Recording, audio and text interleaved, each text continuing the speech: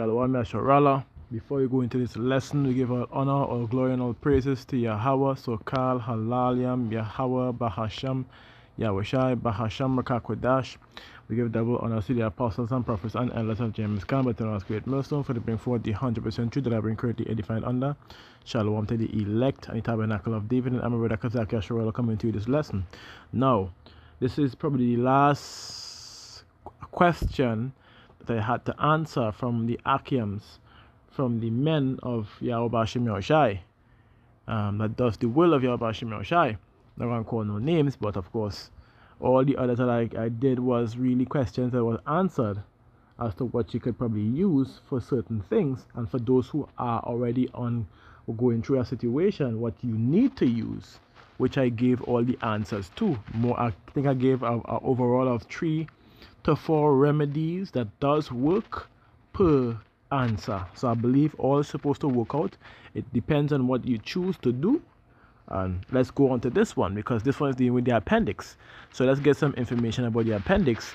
Let's get the symptoms so you can know exactly how you know or what would be going with the appendix by what the symptoms.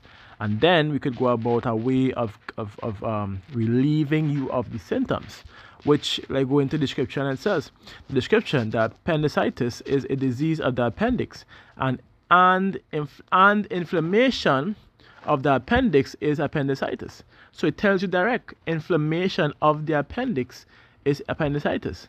It says the appendix is a small tube-like structure that is attached to the end of the large intestines. This function of the appendix is not known. It says the function of the appendix is not known. It says, well, anyways, let's continue. Causes of appendix, which are infections, obstruction, hole in the appendix. It says when the blood supply is cut off to the appendix. So this is where you begin to have the problems, and if not treated properly, may cause death. Your best bet is green gram. Let me pause. So let's continue. It says, if not treated, appendicitis may cause death. It says your best bet is green gram, which is known as mung beans. You could get it, I believe you could get mung bean paste, I believe, or powder. You could get, I think, in the herb store in the mall. I think they had it last I checked. I can't remember if they have it because it's all running out of stock. They're always running out of stocks. So just bear with me with that one. I could check and find out for you. But for those who are away, try and see if you get your hands on some mung beans. That do help, because it helps to prevent what? It helps to relieve anti-inflammatory symptoms in your gut and intestine itself. So let's continue. It says in case of an acute attack, there is no time to waste. An immediate operation to remove the appendix may be the only solution if there is an acute pain in the right lower region of the abdomen. Patient must be rushed to the hospital.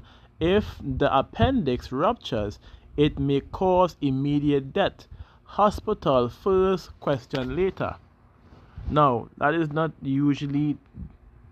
Yes, people do tend to get unalive due to a ruptured appendix, but it all depends on what you use, because I know a lady, when her daughter got a ruptured appendix, she used Cricks and Cokes. That's all she gave her daughter to drink and to consume. Cricks and Cokes, and that she didn't die. Matter of fact, she carried her daughter she just carried her daughter to the hospital about 3 days later, and the appendix was ruptured. Yes, it did burst, but there was wondering how did she remain alive. So you see, there are way in which you do things. In other words, and the thing is, all she was giving her that once a day. So in other words, she was doing a form of intermittent fasting. So there's ways in which you could actually get yourself out of a ruptured appendix. But to prevent it is what we deal with, and of course we will deal with the getting out of it, right? My advice for this is that you take notes, because this are going to give the full show on this app, and I mean on this page, and then we're going to go into some simpler understandings for you to even grasp better. So let's go into going down into the single herbs for your appendix, which is fenugreek or mathy. A boil 1 teaspoon of fenugreek seeds in a cup of water. You strain and cool, and then you drink once a day. It also have the mung beans, is MUNG beans, or it have another name here, MOONGDAAL, is mungdale, or green gram, like I said. You soak 200 green grams in 1 liter of water overnight, and you drink this water 3 times a day. You could also use corn silk. You drink corn silk 3 times a day, and the benefits is already there. Next, they have multiple herbal treatments for Appendix 1, and it have, I wouldn't recommend carrots because carrots is acidic, but adding that with some cucumbers, which buffers, cucumbers and ginger tends to buffer certain herbs, making them more on an alkaline to neutral state, then no problem. You get 30 milligrams of carrot juice, 10 milligrams of beetroot juice, and cucumber juice, and you drink it once a day. Now, I would say drink it twice a day, because we know beet is good for the blood, we know cucumber is good for the blood as well, and good for the nerve ends, and we know carrot have vitamin A, which is a very good mineral for the body. Let's go into herb treatment versus 2 for appendix. Make a fine paste of ginger and garlic. Use it in your daily meal, which I would say you cut up some ginger and some garlic and you add it to your food, and during your food you eat it up. Same thing. And then you have 3, grate a piece of ginger. This is the best one, because I was going to add this first, but I'm glad when I read it I saw it here, so I'm glad I could pick it up one time. It says grate a piece of ginger. Now the piece of ginger must be at least 2, I would say about 2 inches. 2 inches long. I would say 2.5 inches long. 2.5 inches long. You grate a piece of ginger about 2.5 inches long, right? Then you squeeze the juice into a half of a teaspoon of turmeric, and then you have either honey or agave nectar. I'm more lean on agave nectar due to what they'll be doing to honey these days, and the agave nectar, but you can use the honey, and you take that twice a day. That works very well. In other words, and majority of the things that you could use are things that will get rid of or prevent things like anti-inflammatory. I also have a remedy which I'm going to display real soon, and my suggestion is to write it down. What the scripture tells you. Let's go out. Let's get it. The scripture says, Yahweh created medicines out of the earth, and he that is wise will not abhor them. So we understand that point, and with that point being said, my suggestion is that you take notes, because the purpose for it is what? With such that he heal men and take away their pains. That's the point of it. To heal you or rid you of your disease. Right? As scripture says, then give place to a physician, for Yahweh hath created him. Let him not go from thee, for thou hast need of him. There is a time when in their hands there is good success. For they shall also pray unto Yahweh Ba'ashem Yahushai, that he would prosper that which they give for ease and for remedies to prolong your life. So with that being said, because what scripture tells you, clear as day, right? Like I precept one time, scripture tells you it's clear as day. It says what? Health and good health and good estate of body are above gold, and a strong body above infinite wealth. It's more important. So let's make sure and to get our body strengthened, have our body strong and in order for Yahweh Hashem Yahushai to continue to do the will without fault, without flaw. Simple. So I want to give you a remedy which I can pick out from this, because I know the remedy, of course. It's not, I haven't dealt with anybody with appendix before, but I know people who have, and I tell you, to prevent it, it's better to prevent it than to let it happen. That's what I'm trying to say. So let me get this thing going one time. It have this one, which is Anicia, which we see in here. Now, it wouldn't have for appendix here, but the main thing is what? Anti-inflammatory.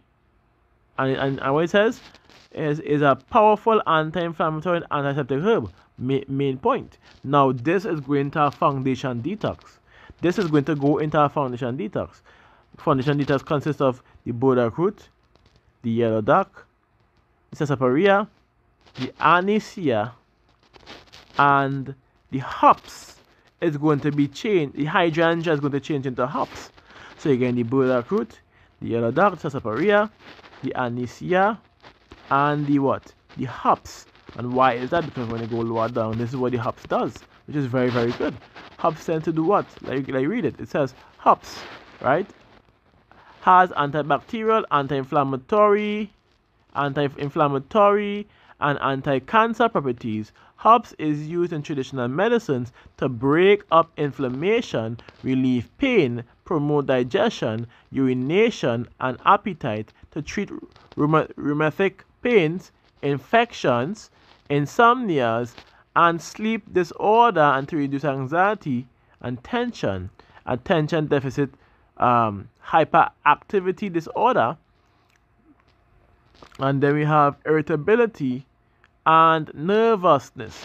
So we're seeing it in 3 points it gets rid of, which is fixing your digestion, removing infections, and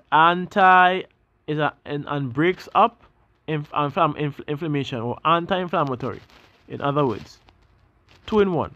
So this is very important for the that we go about with the gut cleanse, which we have. I'll put it right here for you. Cascara sagrada,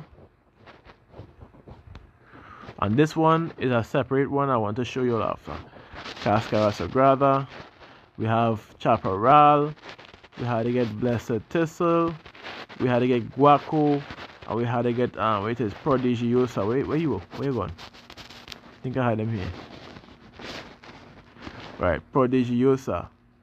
All of 5 of this is what you're going to have to use as part of your gut cleanse. I will also recommend slippery M to add to this, not psyllium husk, because sometimes the is a kind of gluey type texture that psyllium husks give, that might latch on and stay in certain areas, which is what you're trying to avoid for something like this. So you could use the slippery M and done. So that is the second remedy. All equal parts, the exact same way that we are accustomed doing it. It's the exact same way it's going to be done. All equal parts. Make it into powder form. Get a tablespoon, 20 ounces of water. Yes, put it to sit for about an hour. When you're done, you boil it for about 30 minutes. You boil it for about 5 minutes. You put it to simmer in under the lowest heat for about 15-20 minutes, and then you take it off. Both of them, take it off, and that's about, and then you let it cool down. When you reach the room temperature, you drink. But more or less, basically what you're doing to prevent to prevent your appendix is you're making your body alkaline. You're changing your pH balance from acidic into alkaline based diet. So what you would need to get, which we showed before, we will more be juicing things. So you could juice things like celery, you could juice things like parsley, you could juice things like cucumbers, you could juice things like ginger with it, by the way.